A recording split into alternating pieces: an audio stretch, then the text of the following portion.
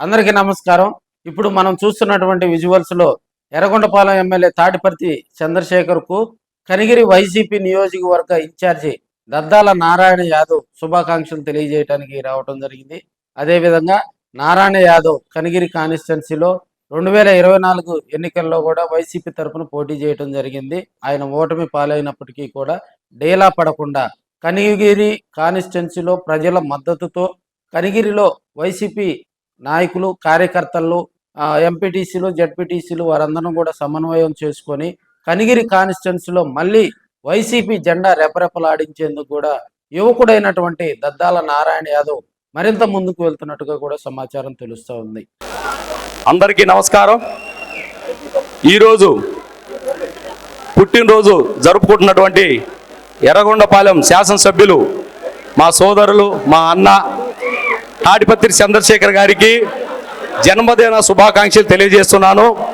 అలాగే దీర్ఘకాలం ఆయుష్ ఆరోగ్యాలతో మరెన్నో ఉన్నత పదవులతో మీ అందరికీ మంచి చేస్తాడని నమ్ముతూ మరొకసారి జన్మదిన శుభాకాంక్షలు తెలియజేస్తూ జై జగన్, జై జగన్, జోహార్ వైఎస్ఆర్.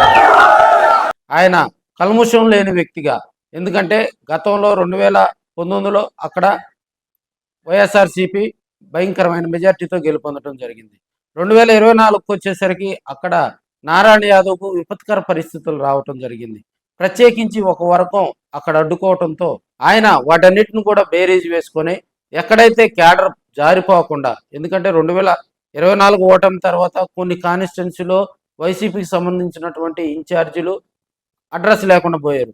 కానీ నారాయణ యాదవ్ ఇప్పుడున్న పరిస్థితుల్లో కూడా క్యాడర్కి అండగా ఉంటూ ప్రజా సమస్యల మీద ఆయన పోరాటం చేస్తూ ఈ మధ్యకాలంలో మనకి కనిగిరిలో కూడా పొగాకుకు సంబంధించిన సమస్య, అదేవిధంగా విద్యుత్ పోరుబాట, అదేవిధంగా అనేక సమస్యలు, ప్రజా సమస్యలు, సంక్షేమ పథకాలు, అదేవిధంగా తెలుగుదేశం పార్టీ చేపడుతున్నటువంటి కొన్ని ప్రజా వ్యతిరేక కార్యక్రమాల మీద కూడా నారాయణ యాదవ్ అలుపెరగని పోరాటం చేస్తున్నారని కూడా తెలియజేసుకోవచ్చు.